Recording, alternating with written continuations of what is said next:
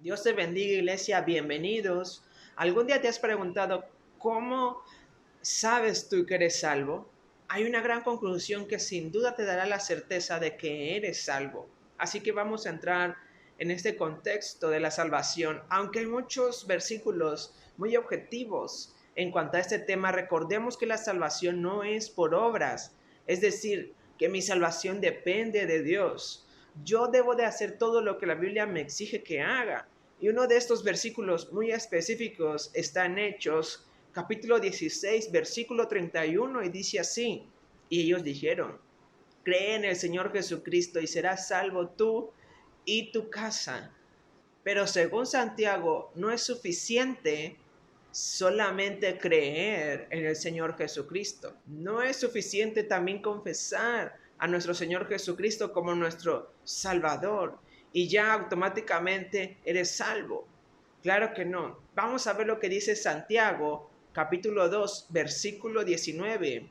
Dice así: ¿tú crees que Dios es uno? Bien haces. También los demonios creen y tiemblan. Lo que está diciendo Santiago es que los demonios también conocen a Dios, conocen a Jesucristo, saben que existe, saben que Jesucristo murió en la cruz del Calvario. Todo eso lo saben los demonios y tiemblan. Cuando nosotros solamente sabemos y creemos y confesamos al Señor Jesucristo, simplemente tenemos el mismo conocimiento que ellos. La salvación es mucho más que solamente creer y confesar a Jesucristo. Ahora, más allá de esta oración de conversión, que sí es necesaria, por supuesto, pero no te hace salvo. A veces también pensamos que sanar, que echar fuera demonios o hacer milagros es una clara señal de que hemos sido salvos, como lo dice Lucas capítulo 10, versículo 17 al 20. Y volvieron los 70 con gozo, diciendo, Señor, aún los demonios se nos sujetan en tu nombre. Y les dijo, yo veía a Satanás caer del cielo como un rayo. He aquí, os doy potestad de hollar serpientes y escorpiones, y sobre toda fuerza del enemigo, y nada os dañará. Pero no os regocijéis de que los espíritus se os sujetan, sino regocijaos de que vuestros nombres están escritos en los cielos. Y la verdad es que sí, según Lucas, el hecho de que una persona haga milagros, sanidad o expulsión de demonios es una señal de que su nombre está escrito en los cielos. Por supuesto que sí, pero si es que realmente suceden los milagros, y digo que los milagros sean de verdad porque hay personas que fingen estos milagros o estas liberaciones, y cuando hay un enfermo real no se avientan a orar por sanidad, porque la mayoría de las ocasiones fingen los milagros, hacen todo un show para tener un beneficio, la mayoría de las veces económico. Quizás has escuchado a más de una persona decir, cegado por su amor al dinero, pacta por tu milagro, insinuando que des dinero para que Dios te sane, cuando Dios no cobra ningún milagro, ni Jesucristo tampoco cobró ninguna sanidad. Por eso existe el siguiente versículo que está en Mateo capítulo 7, del versículo 21 al 23, y dice así, no todo el que me dice Señor, Señor, entrará en el reino de los cielos, sino el que hace la voluntad de mi Padre, que está en los cielos. Muchos me dirán aquel día, Señor, Señor, no profetizamos en tu nombre, y en tu nombre echamos fuera demonios, y en tu nombre hicimos muchos milagros. Y entonces les declararé, nunca os conocí, apartaos de mí, hacedores de maldad. Hay dos clases de personas y estas dos clases están haciendo milagros, están echando fuera demonios, pero a uno Jesucristo les dice que sus nombres están escritos en los cielos y al otro les dice, nunca os conocí, apartaos de mí, hacedores de maldad. ¿Quiénes son los hacedores de maldad? Son aquellas personas, predicadores o pastores, o como se hagan llamar, que no hacen la voluntad del Padre Celestial, sino la de ellos.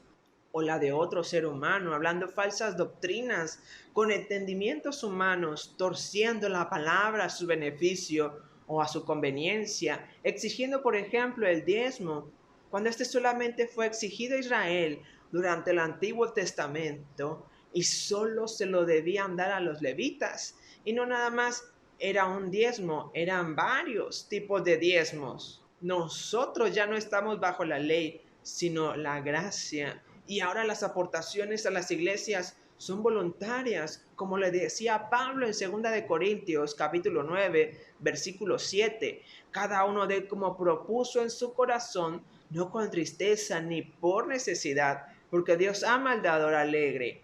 Entonces, hoy en día hay muchos cristianos que hacen milagros, sanidades, pero no son salvos. La parábola de las fiestas de las bodas de Jesucristo dice en Mateo capítulo 22, versículo 14 de la siguiente manera: porque muchos son llamados y pocos los escogidos. Este grupo de personas que hacen milagros, sanidades, pero no son salvos, a los cuales Dios les dice: apartados de mí, hacedores de maldad, son de los llamados, no son de los escogidos. Los que denomina la Biblia como escogidos son los que heredarán el reino de los cielos, los que son realmente salvos. No todos los que aceptan a Jesucristo son salvos. Incluso el que una persona haga un milagro no significa que es salvo, porque pudiera estar fingiendo ese milagro. Los discípulos de Jesucristo sí hacían milagros de verdad. Por eso Jesucristo les dijo: alégrense porque sus nombres están escritos en los cielos. Pero ellos estaban bajo la voluntad de Jesucristo, obedecían a Jesucristo.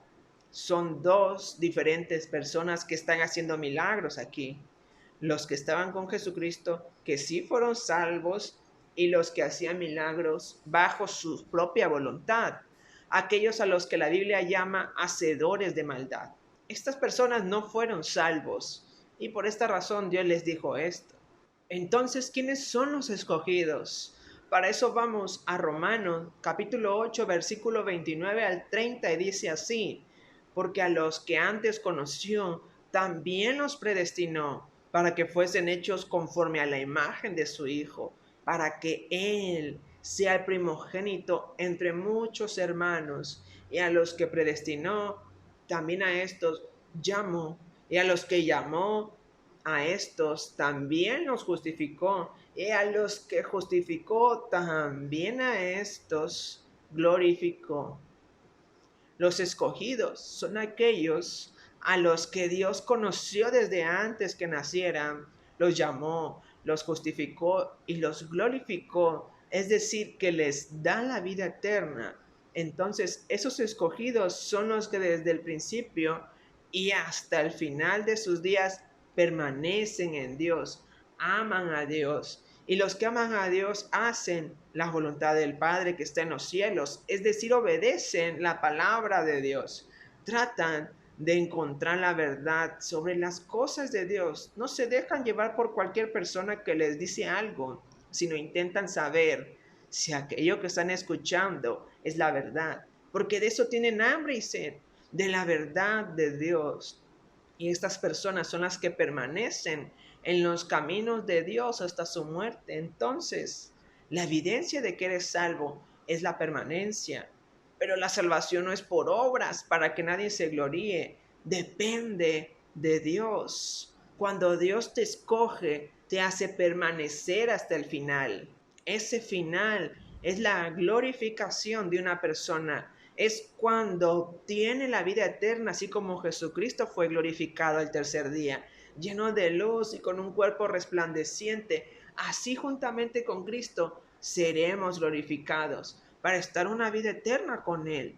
A estas personas que Dios las hace permanecer hasta el final de sus días, nada los puede separar de Dios, porque es Dios quien los guarda, como lo vemos en los versículos más adelante ahí en tu Biblia, en Romanos capítulo 8, versículo 38 al 39, y dice así: por lo cual estoy seguro de que ni la muerte, ni la vida, ni los ángeles, ni principados, ni potestades, ni lo presente, ni lo porvenir, ni lo alto, ni lo profundo, ni ninguna otra cosa creada nos podrá separar del amor de Dios, que es en Cristo Jesús, Señor nuestro. Y el apóstol Juan nos confirma esta conclusión de la permanencia en Dios para saber si somos salvos.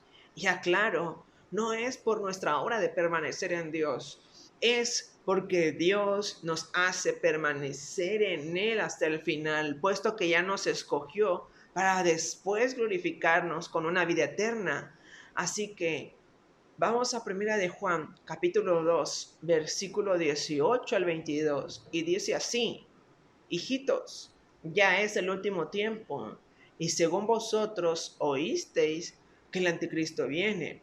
Así que ahora han surgido muchos anticristos. Por esto conocemos que es el último tiempo. Salieron de nosotros, pero no eran de nosotros, porque si hubiesen sido de nosotros, habrían permanecido con nosotros. Pero salieron para que se manifestase que no todos son de nosotros. El apóstol Juan nos da un ejemplo muy claro de que muchos son los llamados, pero pocos los escogidos. Al dejarnos saber que hubieron muchos que un día siguieron a Dios, pero después de un tiempo se apartaron. A esas personas, el apóstol Juan los llama anticristos, porque se separaron de Dios y lo negaron. Como lo dice más adelante, ahí mismo en el versículo 22, dice así: ¿quién es el mentiroso? Sino el que niega que Jesús es el Cristo. Este es anticristo, el que niega al Padre y al Hijo. Entonces, la salvación depende de Dios, quien escoge a los que han de ser salvos desde antes de que nacieran, y los hace permanecer hasta el día de su muerte, como lo dice Romanos 8, 29 al 30. Cuando Dios escoge a alguien para salvarlo, lo hace por medio de la sangre de Jesucristo que fue derramada en aquella cruz. Después de que Dios escoge a esa persona, nada puede separar a esa persona de Dios. Por eso hoy te digo que la evidencia más segura de que eres parte de los escogidos, que heredarán la salvación, es la permanencia en Dios. Y no es porque tú seas tan bueno que puedes permanecer en Él toda tu vida, sino porque Dios te hace permanecer en Él. Dios provoca en ti la necesidad de buscarlo, de adorarlo en espíritu y en verdad, de mantener una relación con Él en oración y ayuno, y te guarda de tal forma que nada podrá separarte de Él. Esto no significa que nada malo te va a pasar o que eres intocable, todo lo contrario. Como Dios ya te escogió, ahora toca perfeccionarte, y eso sucede por medio de las pruebas, como a Job, que era un hombre recto delante de Dios, y Dios lo probó en muchas cosas muy fuertes: la muerte de sus hijos, la muerte de sus ganados, de todas sus posesiones. Por eso la Biblia dice que en el mundo tendremos aflicciones, pero que confiemos, porque nuestro Padre Celestial ha vencido al mundo. Y más cuando somos escogidos, porque Dios nos perfecciona para que podamos reflejar la persona de Jesucristo en nuestras vidas cada día más. Ahora, ojo, no estoy diciendo que la oración de conversión no sirve, ni que creer que Jesucristo es el Mesías, que vino a morir y a resucitar el tercer día, tampoco sirve, o que el bautismo en agua no funciona, ni la llenura del Espíritu Santo tampoco, sino todo lo contrario. Cuando Dios te escoge, te lleva a hacer cada una de estas cosas. Pero lo que quiero que entendamos es que no son estas obras las que nos dan salvación. Es Dios quien nos escoge para predestinarnos, llamarnos, justificarnos, hacernos permanecer en Él hasta el final de nuestros días, para después glorificarnos como a Cristo Jesús, resucitándonos y llevándonos a la vida eterna. Permanece en Dios. No te apartes de Él, ni a la izquierda ni a la derecha. Sigue adelante por el camino estrecho que te llevará a la puerta estrecha. Jesucristo es el camino, la verdad y la vida, y nadie viene al Padre si no es por Él.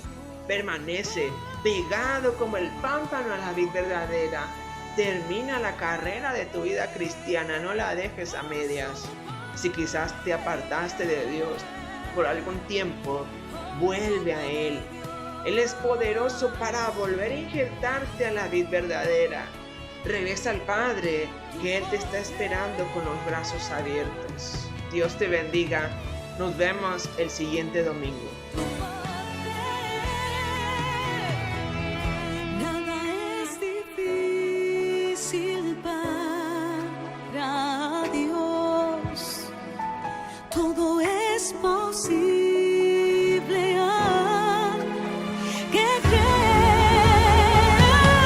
Por las montañas, por la fe, se moverán por su poder. Se moverán por su poder. Se moverán.